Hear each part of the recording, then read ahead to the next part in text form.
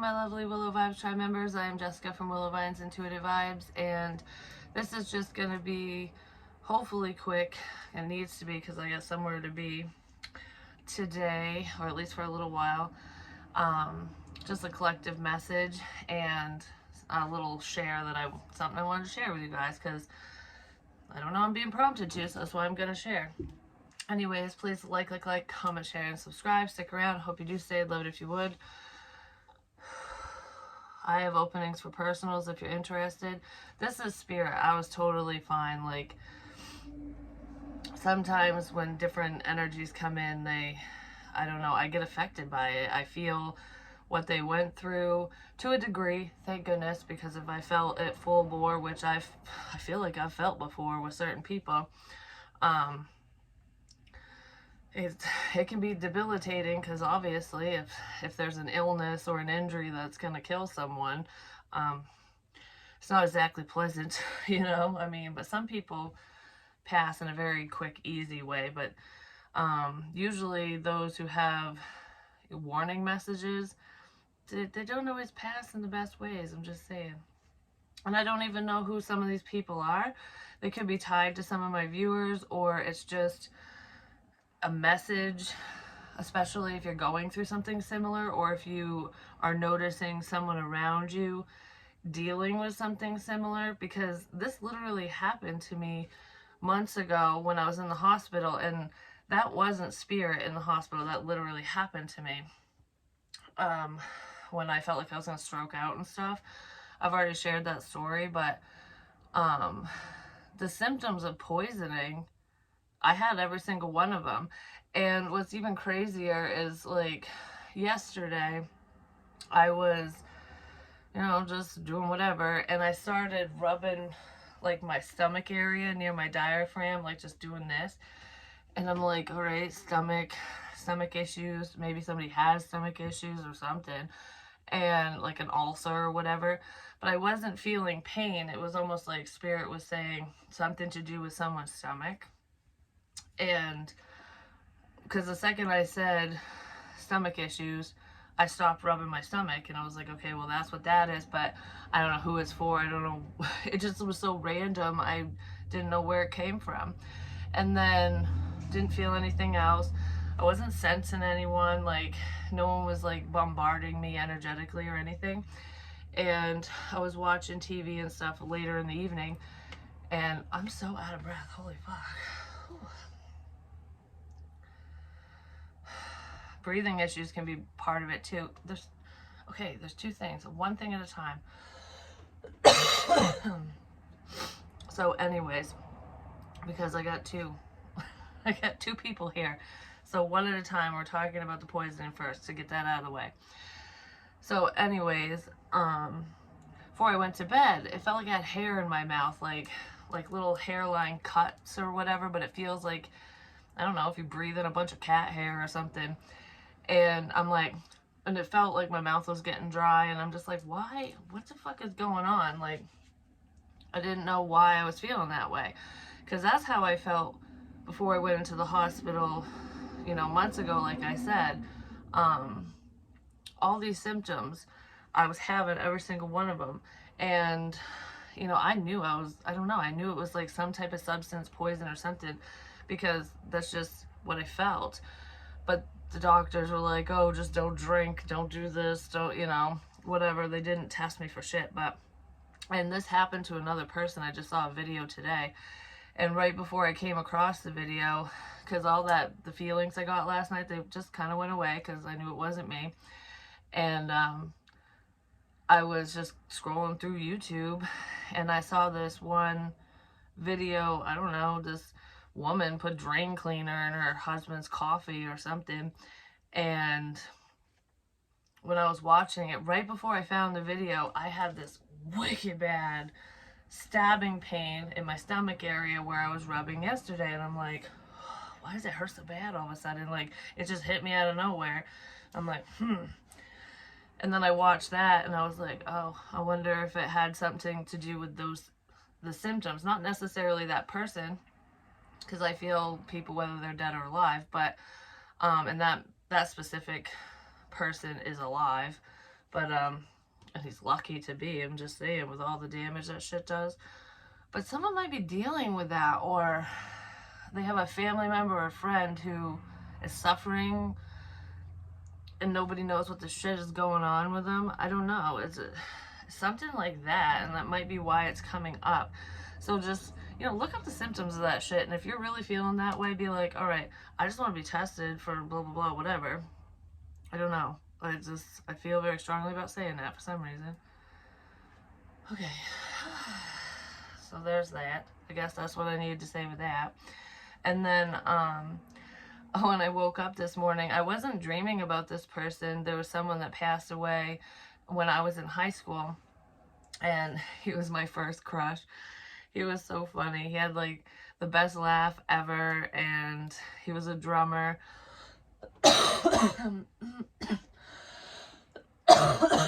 Sorry, I don't know why the fuck I'm coughing all of a sudden.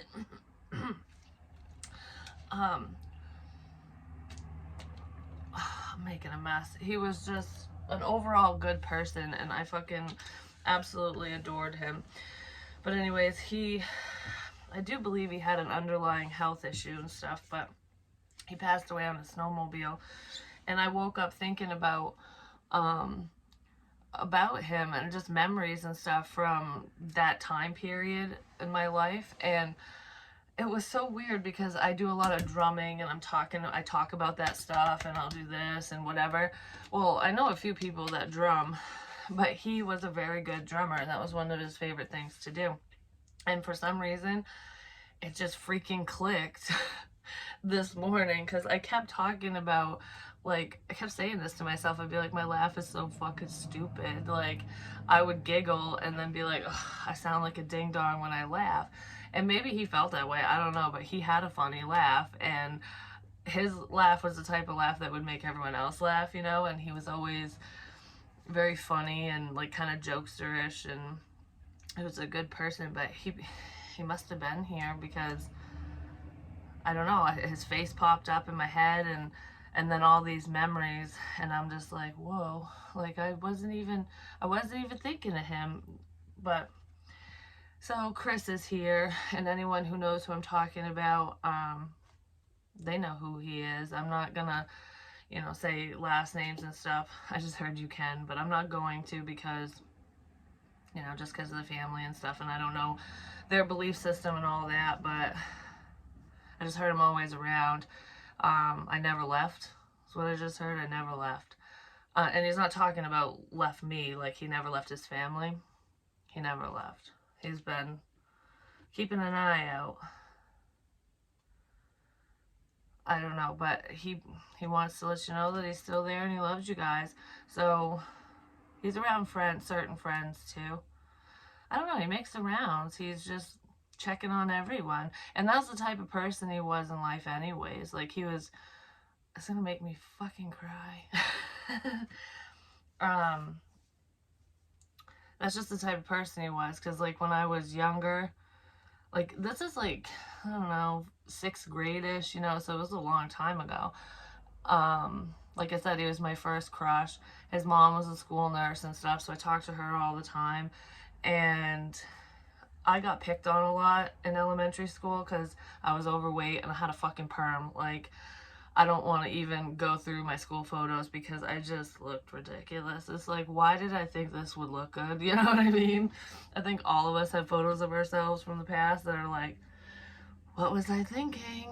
But anyways, yeah, he didn't like me lovey or whatever. And in 6th grade, boys, I don't know, it was just, when you have a boyfriend at that age, it's just you're holding hands and shit. At least back then. Nowadays, times have changed.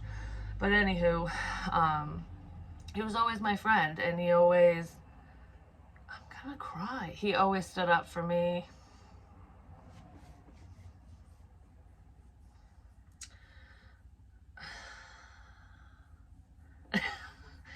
I'm gonna get emotional. But, yeah. No, I don't want to. So yeah, he was a good person. He's around. So we're just gonna not we're just gonna not continue talking about that because it's gonna make me fucking cry. Because I was thinking about, holy shit.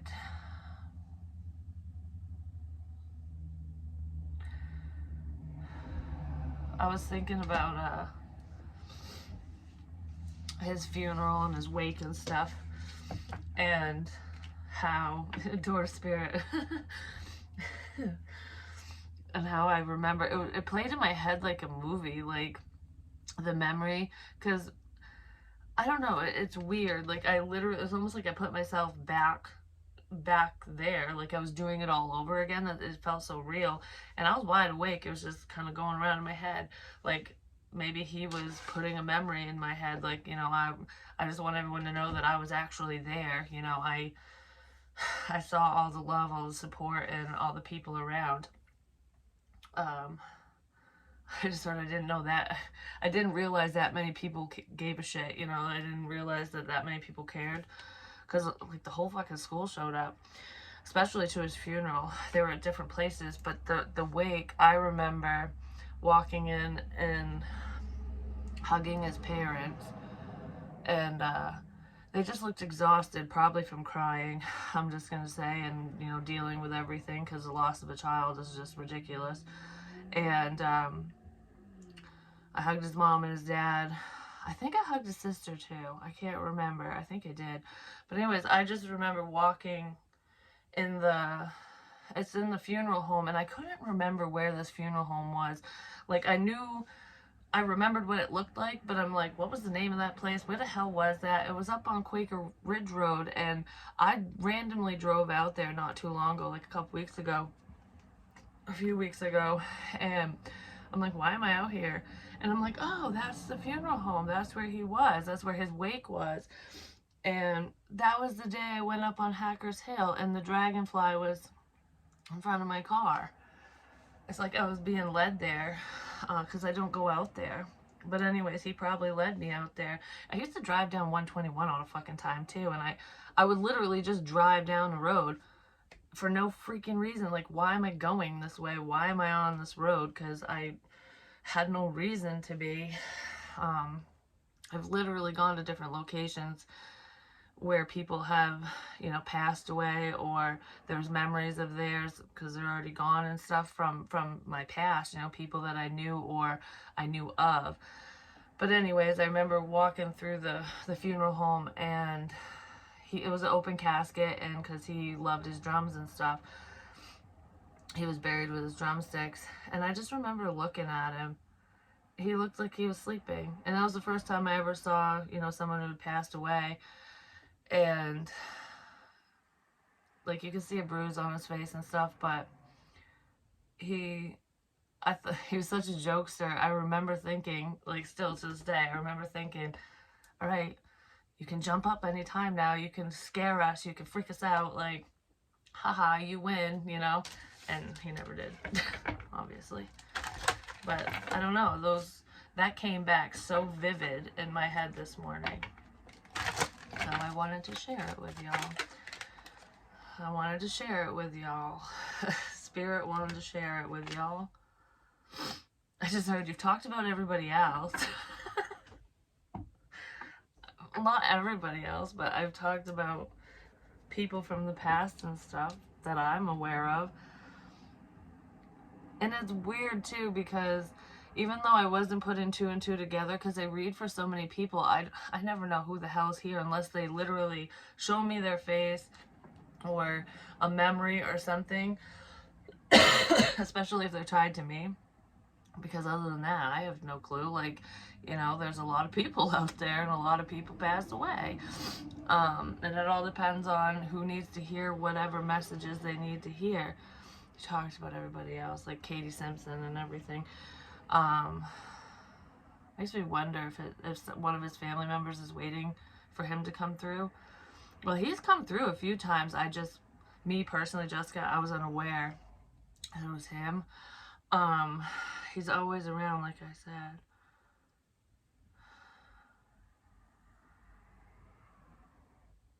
Why is the fucking school calling me now?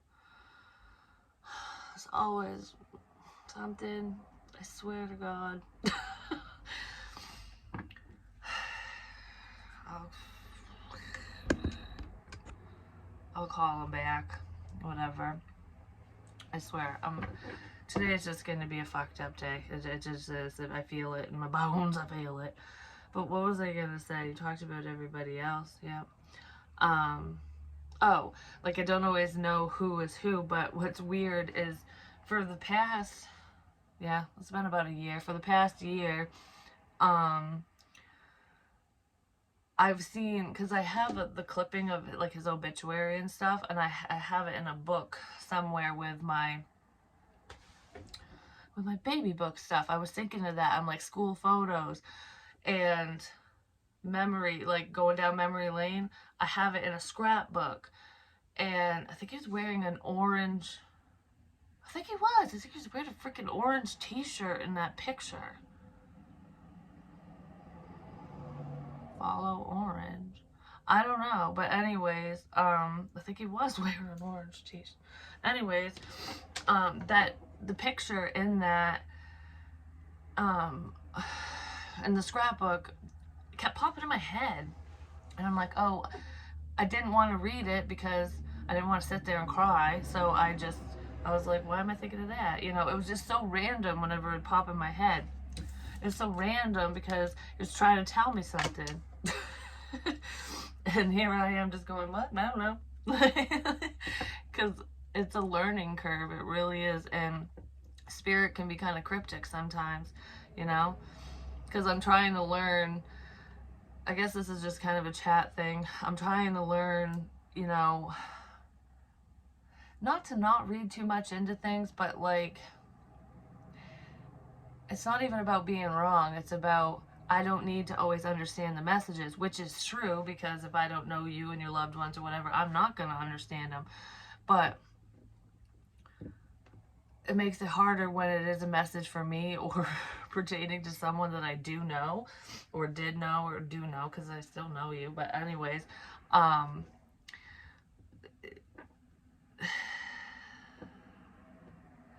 it makes it harder because it's like I question it when it's closer to home, I guess you could say.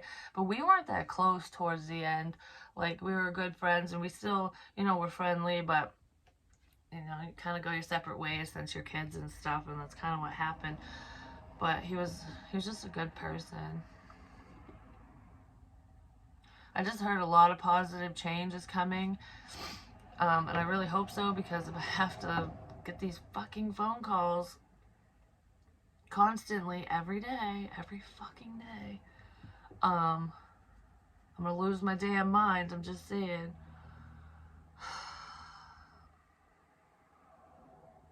But I get these phone calls every day. It has to do with my daughter, and I'll call because I've just got message after message, but I just don't know what to do about that situation anymore with her. I don't. I know I'm kind of moving into something else, but ever since she was in 6th grade, she will literally call and call and call and cause problems at school if I don't pick her up. She'll pretend to be sick, and then they'll send her back to class, because they do that now. Before, they wouldn't. And then she'll just cause problems and refuse to go to class, and it's just every freaking day, every fucking day, every day there's a problem. Yesterday there wasn't one, so I was like, holy crap, she stayed all day. I didn't get a phone call. Wow. And then, well, we're right back to it. And she literally, I don't know what to do about it anymore. She showed up because I was downstairs making myself breakfast, and I left my phone upstairs the other day. I think it was Monday. The school called me 4 times in a row because she told them I was sleeping, and it's like, it makes me sound like a lazy ass, and I wasn't even asleep. But regardless of what anyone thinks of me or the school or whatever, they had the officer, the resource officer, who is a real cop, fucking drive her ass home because I didn't answer the phone quick enough, because she was refusing to go to class. And I'm just like, I'm at my wit's end. She got me fired from my last job, so it's like, I'm not making money doing this right now because shit's just not working out. I don't know. And it's just part of the journey, I guess. But It's stressful. It's fucking stressful. So I'm not in the greatest situation because money sucks. And it's like, you know, looking for another job, but no company out there is going to allow me to miss every fucking day or be late every day or have to leave early every day, which is basically what happened. And I got put on FMLA back when I worked at the casino, and that was a good paying job. Yeah, it was stressful as hell, and I didn't like the stress, but I liked the pay. And I got put on FMLA for her mental health to handle the situation, and it just, I don't know, just spiraled. Like, I literally,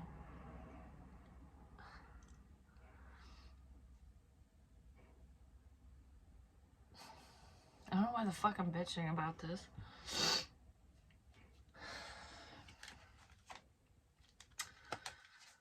Maybe she has an evil attachment. Who knows?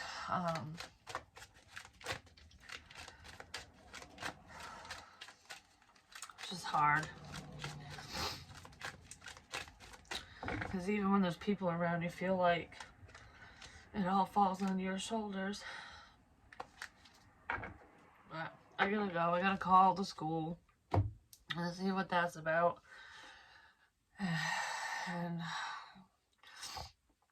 go work on a wall for my grandfather. At least earn a few bucks, you know? We do what we can. And this isn't a pity party thing. I don't even know why. Oh, I'm talking about it because she called. Because I wasn't even gonna go there. I'm just saying. I don't like sharing my shit. I've talked a little bit about this with one specific person, but I don't know. I don't feel like people give a crap. So that's the truth. That's how I feel. I don't feel like people give a crap. That's how my daughter talks. Because she says that shit all the time. Like, I don't feel like anyone cares about this, that, or the other, about me or whatever. And I know she struggles. But I literally looked her in the face and I said, because she says, you don't help me. And I try, you know. It's like, I don't know what to do here. But she's like, you don't help me. And I'm like, well, I try to talk to you. I do have an understanding of what she's dealing with. I've dealt with depression in the past and whatever. And I got picked on and all kinds of crap. So I have an understanding. Yeah, I might not know exactly how she's feeling because she's a different person than me, but she doesn't realize that I do understand. And I said, you know, she's on the wait list for therapy, and you know, I asked her if she wanted to try to get on medication, go to the doctor and whatever, and she said no, and she screamed in my face. I was like, I don't fucking want help. So how the hell am I not helping? I can't if you don't want it, you know? So, but then as a parent, you're like, I don't want to not help. You know what I mean? I don't know. It's a struggle. So if any of you are dealing with that, teenagers are rough. I'm just saying, they really are. It's a difficult stage. You think the baby days are hard? The fucking terrible 2s and 3s? I wish I could go back in time and deal with a screaming baby than the struggles that teens go through. I'm just saying, because it's just that, like, caught between worlds energy, and some people it's easier for them to maneuver through than others, and some it's just wicked difficult, you know. But I try to be a good support system. But I love you guys regardless. So if any of you are dealing with that, just know you're not alone. Because I know I'm not alone. I know that a lot of teenagers deal with that. A lot of people, I should say, because it doesn't matter how old you are. Yeah, this one was just kind of scattered, and it's just like a little chit chat, whatever. But I'll talk to you guys real soon. I love you, and don't worry about me. This isn't a pity party thing. Like, sometimes I cry because of different energies that I feel, but this was 100% me, because I don't know, I'm just, apparently certain subject matters are a little touchy, you know what I'm saying? But I'm not afraid to show that side of myself. I don't like it to do it because I don't want people's pity, like, you know what I mean? Like, I don't want people to think, oh, she's just on here whining. Like, that's not what it is. It's sometimes you can't help it. Sometimes the tears just flow. And my tear ducts aren't clogged anymore, so they're flowing. But anyways, I love you guys. I'll talk to you soon. Peace.